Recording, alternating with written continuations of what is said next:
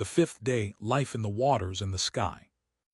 On the fifth day of creation, Genesis tells us that life begins to fill the waters and the sky.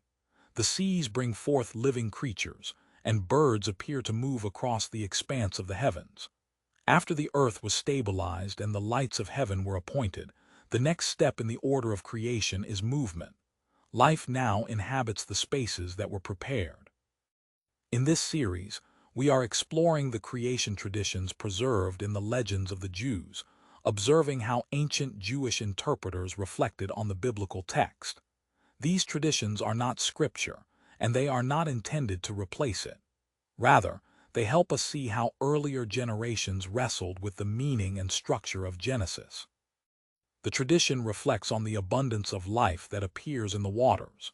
The seas are described as bringing forth creatures of every form and size, filling the depths with movement and vitality. Particular attention is given to the great creatures of the sea, which the tradition sometimes presents as immense and powerful beings that inhabit the deep. These descriptions do not attempt to replace the biblical account, but they emphasize the scale and richness of life that emerges on the fifth day. The waters, which had once been separated and gathered, now become places where life multiplies and thrives. Birds also appear on this day, moving through the skies that had been ordered on the fourth day. Just as the seas are filled with living creatures, the heavens are now alive with motion. The world that had previously been structured and arranged now begins to teem with life. The fifth day, therefore, represents another movement in the unfolding order of creation. Land was prepared, the heavens were organized, and now the spaces of earth and sky begin to be filled. The tradition highlights the idea that creation is not static, it is active and abundant. Life spreads through the environments that were established in the earlier days. So what do we observe in this tradition? We see a continued emphasis on fullness. The waters are no longer empty expanses, they are alive with creatures.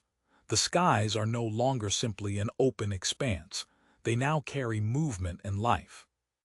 What might this invite us to consider? If the earlier days prepared the structure of the world, the fifth day reveals its vitality. Creation is not only ordered, it is living. In the next episode, we move to the sixth day, when life appears upon the land and the creation narrative reaches its most significant turning point. As we continue this exploration, remember, Scripture stands. Legend invites reflection. If this episode helped you think more carefully about the fifth day of creation, share your thoughts below, and continue with us as we move through the narrative step by step.